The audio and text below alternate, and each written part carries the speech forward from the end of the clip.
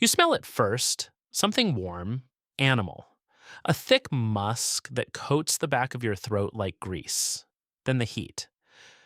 It shouldn't be this warm underground, but it is. Your fingers press into something soft, damp, packed earth, threaded with coarse hair and shreds of chewed newspaper. Your eyes open. Total darkness. Not the darkness of a room with the lights off, the darkness of being inside something. Somewhere air doesn't go willingly. You blink. Slowly, shapes emerge. A tunnel, low ceiling, maybe 8 inches across, smooth walls, worn slick by the passage of bodies, thousands of them, for years, decades. The surface under your palms is polished by fur and oil and time.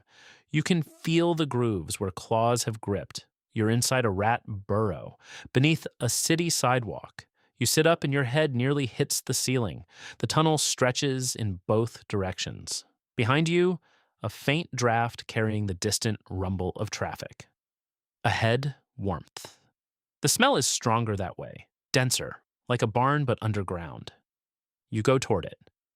The walls are packed earth mixed with chewed concrete. Bits of gravel, fragments of old brick, smears of something dark and oily where bodies have rubbed past for months. Rats don't just dig, they excavate, they engineer. A single colony can move over a cubic yard of soil in a week. They select their sites with precision. Near water mains because they need to drink daily. Near restaurants because where humans eat, rats eat better. Near the vibration of footsteps because foot traffic means dropped food and open dumpsters. The tunnel curves, then drops. A short incline worn smooth as a playground slide. You slip down it and land on something soft. Shredded fabric, cotton. You're in a chamber the size of a shoebox. 5 pink bodies squirm against each other in the nest. Pups, blind, hairless. Their skin so translucent you can see the dark shapes of organs beneath. A Norway rat litter, anywhere from 6 to 12 per birth. And a single female can birth a new litter every 21 days. Dr. Robert Corrigan, one of the world's leading urban rodentologists, estimates that one breeding pair can produce up to 15,000 descendants in a single year. He calls them the most successful mammal on Earth besides humans. You step carefully around the nest. The mother isn't here. She'll be back. She always comes back. You keep moving. The tunnel branches, left, right, down again. Another chamber, this one is different. Food, piles of it. A fragment of soft pretzel, the size of a dining table. A glob of peanut butter the size of a beanbag chair. Grains of rice stacked against the far wall like sandbags before a flood. Fragments of chicken bone, scraped clean, arranged at the edges. This isn't scavenging. This is storage. Organized, intentional. Rats cache food in dedicated chambers and remember where they put it. They rotate stock. Oldest eaten first. The logic of a warehouse executed in the dark, without language, without tools, without a single wasted calorie. You hear them before you see them. A low chittering, then movement. Shadows shifting in the tunnel ahead. 2 rats emerge, full-grown, brown, sleek, each one the size of a city bus from where you're standing. Their whiskers sweep the walls in constant arcs, reading the tunnel like fingers reading braille. Each whisker can detect a change in airflow, thinner than a human hair. Neuroscientists at MIT mapped the rat whisker system in 2006 and found it processes spatial data faster than human fingertips. Every surface, every corner, every draft, mapped in real time in total darkness. They don't see you. Not exactly. Rat vision is poor, blurry, built for motion and contrast, not detail. But they smell you. They've smelled you since you entered the tunnel system. They know your weight from the vibrations in the floor, your direction from the airflow you disturb. Whether you've been here before from the chemical signature you're leaving on every surface you touch. They decided you weren't a threat 3 chambers ago. You follow them. The network deepens, more tunnels, more chambers. You pass a latrine zone, set deliberately downslope from nesting areas and food storage. The smell is sharp, ammoniac, but contained.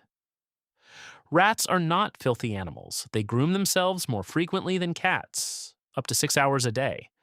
They designate bathroom areas and avoid contaminating their living spaces with surgical discipline. The filth you associate with rats is human filth. Overflowing dumpsters, broken sewer pipes, grease traps left open behind restaurants. Rats just live in it.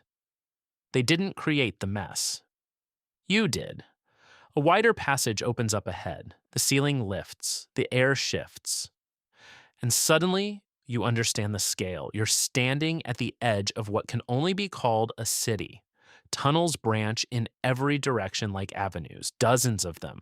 Chambers stacked and staggered like apartments in a high rise you can't see the top of. You can hear the collective sound of the colony now, breathing, grooming, gnawing, feeding, squeaking in frequencies you feel more than hear. It hums, a living infrastructure built in the negative space beneath the one above. A study published by Fordham University in 2014 estimated that New York City alone is home to approximately 2 million rats, roughly one for every 4 people. But the real number is almost certainly higher. Nobody has ever been able to count them all. You can't count what you can't see. And you can't see what lives beneath the floor you walk on every day. And here's where it gets weirder. Rats didn't arrive with humans. They were here first.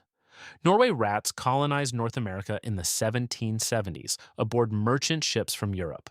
But their burrowing ancestors had been thriving beneath Asian grasslands for thousands of years before that.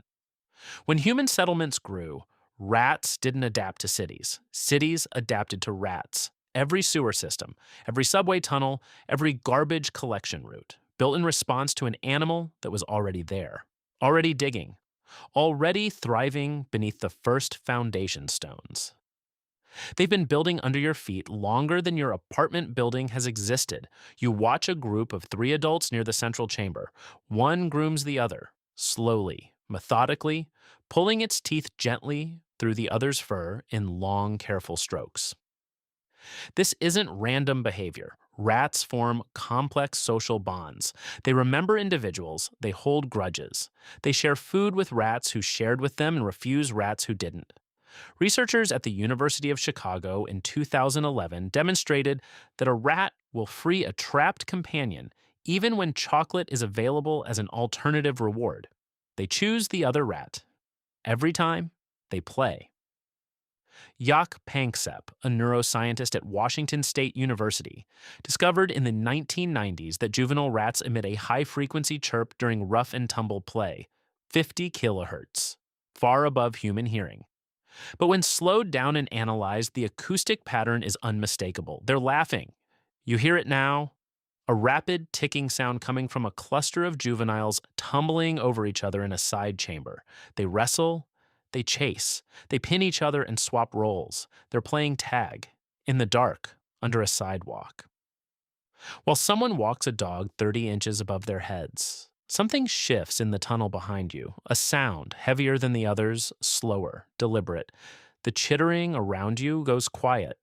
You turn. It fills the tunnel. A rat. But not like the others. Larger. Its fur is coarser, darker, streaked with pale scars across the shoulders and the bridge of its nose. One ear is torn. Its eyes catch the faint light and hold it like wet stone. This is the alpha, the dominant male. He has survived every challenge this colony has thrown at him. And right now, he's looking at you. He moves forward. Not fast, not slow, just certain. Rat incisors never stop growing. They gnaw constantly to wear them down. Those teeth can bite through concrete, through cinder block, through copper wire, and lead pipe.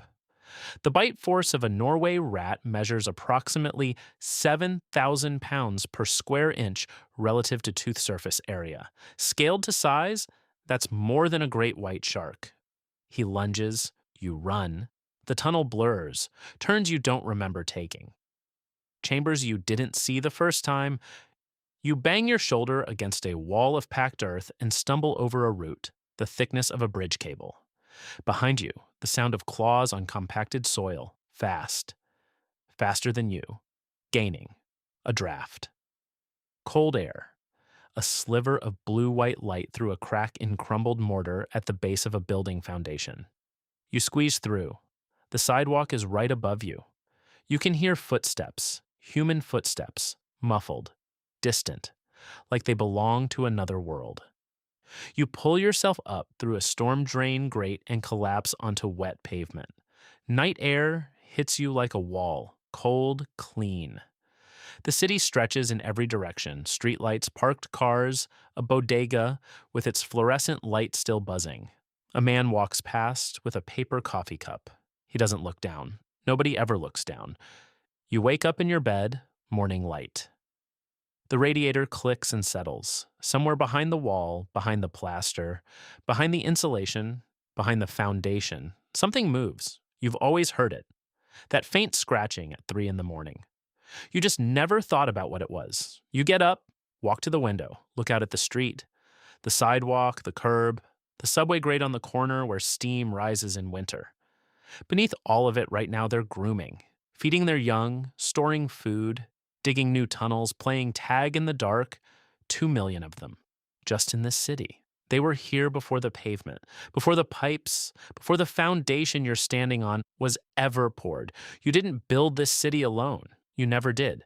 And if you disappeared tomorrow, they wouldn't even notice.